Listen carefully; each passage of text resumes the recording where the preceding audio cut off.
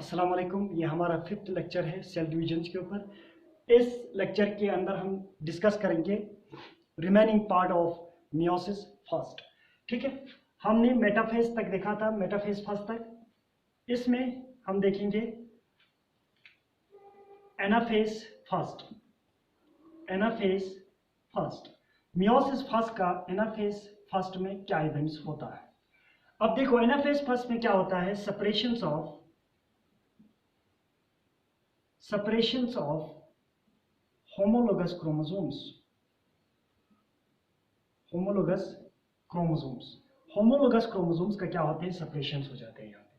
ठीक है, इसको समझने के लिए ये हमारे पास सेल्स है।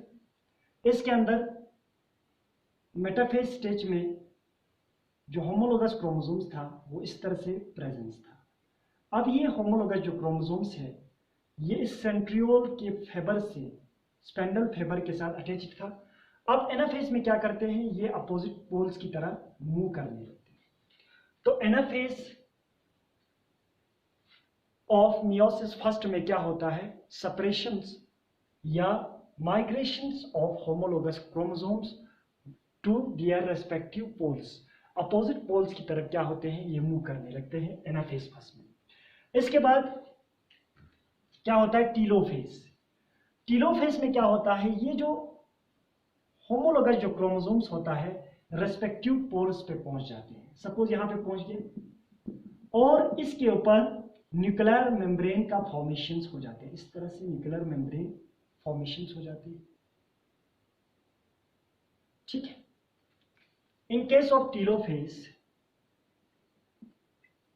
ऑफ मियोसिस फर्स्ट, जो होमोलोगस क्रोमोसोम्स था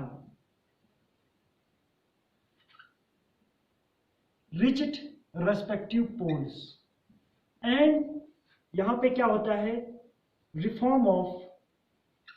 रिफॉर्मेशंस ऑफ न्यूक्लियर मेम्ब्रेन जो होता है रीफॉर्म होता है इनके ऊपर। इसके बाद क्या होता है, साइटोकिनेसिस। साइटोकिनेसिस होता है और यहां से दो हैप्लॉइड सेल्स प्रोड्यूस हो जाते हैं। टीलोफेज में ये रेस्पेक्टिव पोल्स पे पहुंचते हैं। पोल्स पे पहुंचने के बाद ये जो साइटोप्लाज्म अंदर की तरह इस तरह डिप्रेशन शो करते हैं, जिसकी वजह से यहाँ पे दो सेल का फॉर्मेशन हो जाता है। ठीक है, अब इसके बाद मियोसिस फर्स्ट जो है कंप्लीट होता है, सेल एंट्री लेता है किसमें, मियोसिस सेकंड। अब देखो मियोसिस सेकंड जो होता है ये माइटोटिक इन नेचर होता है। माइटोटिक इन नेचर होता है। क्यों होता है, क्योंकि मियोसिस सेकंड में सेपरेशंस ऑफ होमोलोगस क्रोमोसोम्स, ये सिस्टर क्रोमेटिड्स का क्या होता है, सेपरेशंस होता है। जबकि मियोसिस फर्स्ट में क्या हो रहा था, सेपरेशंस ऑफ होमोलोगस क्रोमोसोम्स हो रहा था। ये मियोसिस जो सेकंड है ये कंप्लीट होता है prophase, metaphase, anaphase and telophase. ठीक है, prophase second, metaphase second, anaphase second and telophase second. Prophase second में क्या होता है, क्रोमोसोम्स जो है कंडेंस होता है, कंडेंसेशंस होता है और सेंट्रियोल जो है डुप्लीकेट बनाते हैं, डुप्लीकेशंस होता है। सेंट्रियोल का क्या होता है, डुप्लीकेशंस होता है।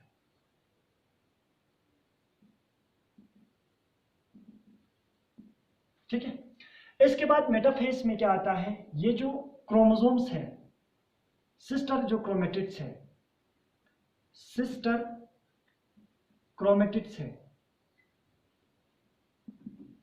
ये कहां पे पहुंचते हैं, इक्वेटोरियल लाइन पे या सेंटर ऑफ द सेल। इसके बाद एनाफेज में क्या होता है, सेपरेशंस ऑफ सिस्टर क्रोमेटिड्स का क्या होते हैं, सेपरेशंस होने लगते हैं। टीलोफेज में क्या करते हैं, रेस्पेक्टिव पोल्स पे पहुंच जाते हैं। फिर इसके बाद साइटोकाइनेसिस होता है। फिर इसके बाद क्या होता है, साइटोकिनेसिस होता है। वहां से हमें दो सेल्स और बनते हैं। दो सेल का अगर दो बार मियोसिस सेकंड होगा तो टोटल हमें कितना बनेगा, 4 सेल्स वहां से प्रोड्यूस हो जाते हैं। ठीक है, ये हो गया कंप्लीट मियोसिस। देखो आप इस तरह से याद रखना है, मियोसिस जो होता है या रिडक्शनल डिविजन होता है, ये उन सेल्स में होता है जो रिस्पॉन्सिबल होता है for the production of gametes. ठीक है, मियोसिस कंप्लीट होता है meiosis first and meiosis second. Meiosis को हम कैसे डिफाइन कर सकते हैं, मियोसिस में एक राउंड ऑफ डीएनए रेप्लिकेशन होता है, 2 बार सेग्रीगेशन होता है। मियोसिस फर्स्ट में प्रोफेज फर्स्ट है, metaphase first, anaphase first and telophase first. इसके बाद साइटोकिनेसिस होता है। साइटोकिनेसिस के बाद सेल जल्दी एंटर लेते हैं किस में, मियोसिस सेकंड में। अब मियोसिस सेकंड जो होता है माइटोटिक इन नेचर होता है, जिसके अंदर prophase first, prophase second, metaphase second, anaphase second and telophase second होते हैं। ठीक है, ये माइटोटिक इन नेचर होता है। जिस तरह माइटोस होते हैं सेम उसी तरह से मियोसिस सेकंड होते हैं। ठीक है, प्रोफेज में क्या होगा, क्रोमोसोम कंडेंस होंगे, सेंट्रोल्स मूव करेगा अपोजिट पोल्स की तरफ। मेटाफेज में इक्वेटोरियल लाइन पे आएगा। एनाफेज में सिस्टर क्रोमेटिड्स जो है उनका जो सेंट्रोमियर होता है वो ब्रेक होता है, जिसकी वजह से सिस्टर क्रोमेटिड्स आपस में सेपरेट होने लगते हैं। और टीलोफेज में ये जो सिस्टर क्रोमेटिड्स है रेस्पेक्टिव पोल्स पे पहुंच जाते हैं। इसके बाद क्या होते हैं, साइटोकिनेसिस। ठीक है, अब मियोसिस फर्स्ट में जो लॉन्गेस्ट फेज होता है वो प्रोफेज फर्स्ट होता है, जिसके अंदर क्रोमोसोम्स के बिहेवियर के बेस पे इसको डिफरेंशिएट करते हैं 5 स्टेज पे। एक होता है leptotene, zygotene, pachytene, diplotene and diakinesis. Leptotene में क्रोमोसोम कंडेंस होता है, ज़ाइगोटीन्स में पैर्स बनते हैं जिसको हम सिनेप्सिस कहते हैं, और सिनेप्टोनिमल कॉम्प्लेक्स फॉर्मेशन होता है। इसके बाद पैकेटीन में क्रॉसिंग ओवर होते हैं। क्रॉसिंग ओवर होने के लिए रिकॉम्बिनेशन मॉड्यूल्स की जरूरत होते हैं, और वहां पे एक पार्टिकुलर एंजाइम जो होता है रिस्पॉन्सिबल होता है, जिसको हम क्या कहते हैं, रिकॉम्बिनेस एंजाइम कहते हैं। क्रॉसिंग ओवर की वजह से एक्सचेंज ऑफ जेनेटिक मटेरियल होता है बिटवीन 2 होमोलोगस क्रोमोसोम्स। इसके बाद क्या होता है, ये जो जहां पे क्रॉसिंग ओवर हुआ था, बाइवलेंट जहां पे बना था, ये मूव करते हैं टिप्स ऑफ द क्रोमोसोम्स के पास, जिसको हम क्या कहते हैं, कैस्मा फॉर्मेशन कहते हैं।